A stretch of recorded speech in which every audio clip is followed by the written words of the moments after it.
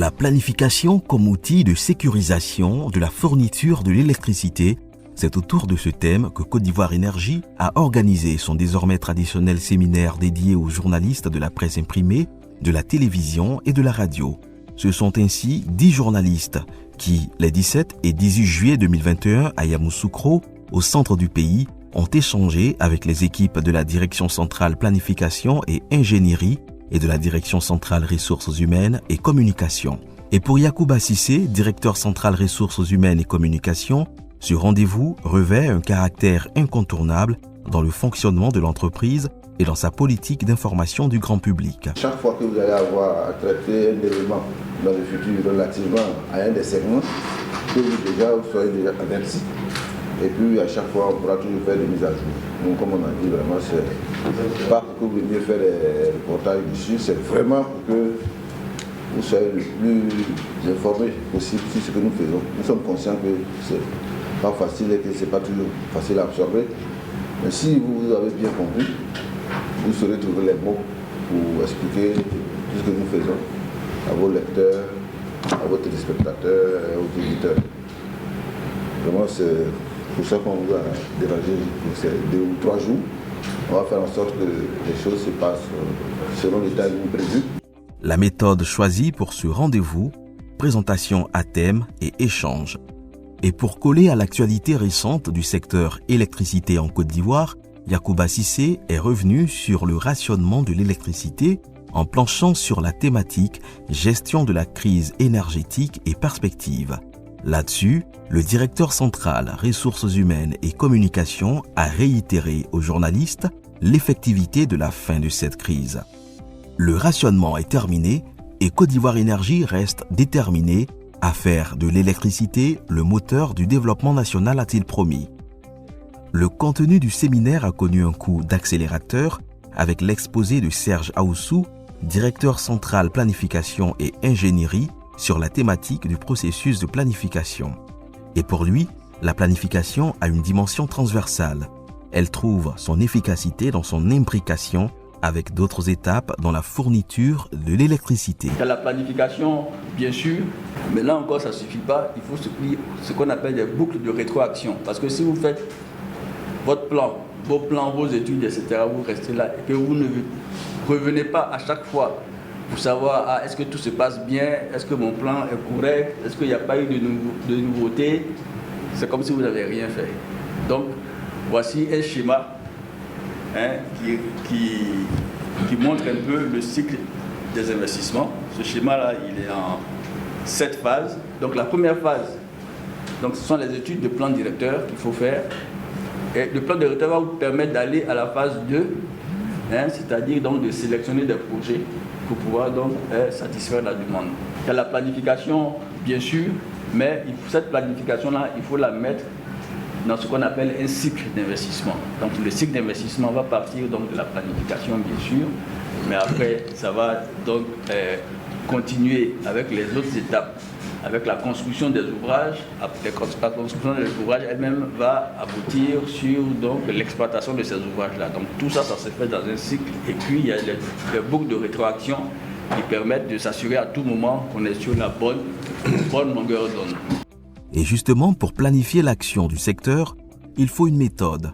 C'était l'objet de la présentation numéro 2, conduite par Louis Kwasi-Brou, sur le thème « Méthodologie de planification, production, transport, distribution, téléconduite, électrification rurale ». Et il en ressort que la demande en électricité, la réalisation des ouvrages et l'ensemble des besoins sont traités dans un même processus. Tous ces aspects sont liés dans le traitement. Et il y a bien une raison. Ce processus ça permet également de saisir des opportunités offertes par les innovations technologiques au niveau des énergies renouvelables, des réseaux intelligents et de l'efficacité énergétique.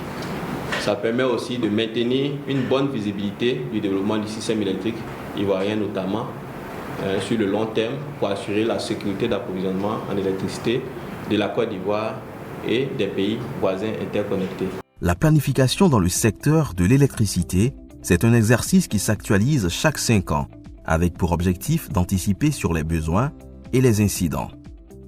Le lendemain, soit le 18 juillet, Louis Kwasi-Brou a fait un exposé sur les projets en cours de 2011 à 2020 et le tableau de bord affiche un taux d'accès à l'électricité de 97,9% en 2020 contre 74% en 2011. Pour le taux de couverture en 2011, il était de 33,4% et a atteint 79,6% en 2020. Autant d'informations qui ont permis aux journalistes présents d'approfondir leur connaissance du secteur électricité afin d'améliorer le traitement de l'information destinée aux populations. Bien sûr, le séminaire a répondu à mes attentes parce qu'on avait pas mal d'interrogations concernant le secteur même de l'énergie en Côte d'Ivoire, en ce qui concerne la planification, en ce qui concerne les perspectives également pour la fourniture de l'électricité en Côte d'Ivoire. Donc c'est des interrogations qu'on avait, mais à l'issue de ce séminaire, moi je suis très satisfaite parce que là, j'ai appris beaucoup de choses. D'abord, on a connu des incidents récemment sur le réseau électrique. Aujourd'hui, avec Côte d'Ivoire Énergie, j'apprends qu'ils ont en perspective la construction d'une centrale à froid de 200 MW qui viendra gérer les grosses pannes sur le réseau. Ça, c'est vraiment une satisfaction d'entendre ça.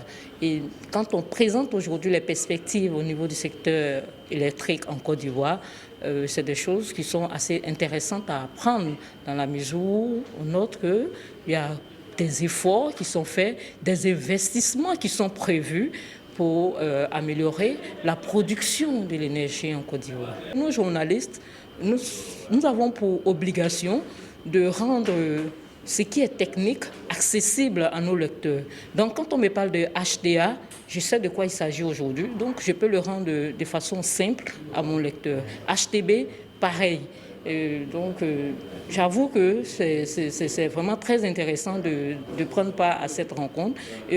J'encourage Côte d'Ivoire Énergie à multiplier de telles initiatives pour nous permettre, nous journalistes, d'être à jour de certaines informations, de certains mots, du jargon, comme tu l'as dit tout à l'heure, dans le domaine de l'électricité.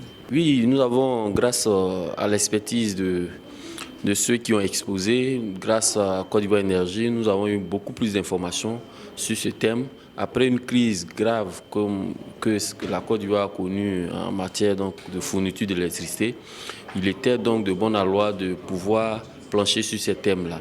Et la société Côte d'Ivoire Énergie nous a donné cette opportunité. Je pense que tous les journalistes qui sont partis sont édifiés. Ils savent déjà la différence entre le rationnement et le délestage. Et tout ça, c'est bon pour pouvoir mieux informer nos lecteurs et pour que les populations soient aussi plus édifiées sur ces questions. Pour allier du terrain à tous ces échanges, les journalistes ont été conviés à une visite du chantier du dispatching de Yamoussoukro. Casque sur la tête et chasuble sur le dos, ils ont franchi le portail du chantier. Logé au pied de la basilique Notre-Dame de la Paix, ce deuxième dispatching, après celui d'Abidjan, sera stratégique dans la distribution de l'électricité dans la partie centre et nord de la Côte d'Ivoire. Depuis le début des travaux de l'ouvrage, le jeudi 27 juin 2019, on peut voir aujourd'hui que les choses avancent bien.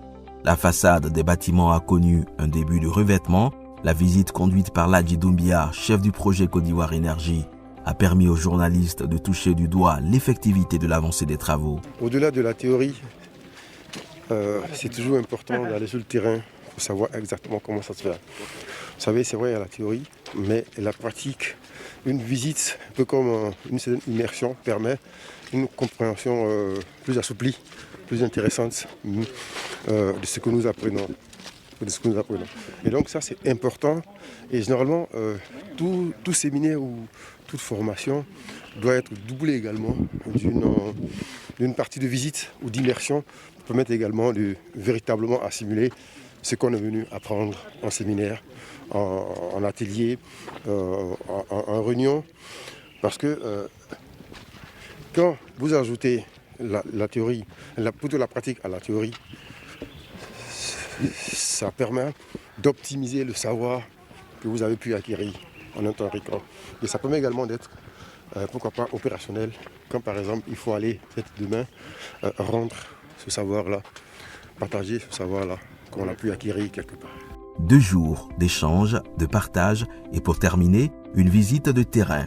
Pari réussi donc pour Côte d'Ivoire Énergie qui tenait à outiller les hommes de médias sur les actions en cours dans le secteur de l'électricité. Côte d'Ivoire Énergie, construire la Côte d'Ivoire électrique.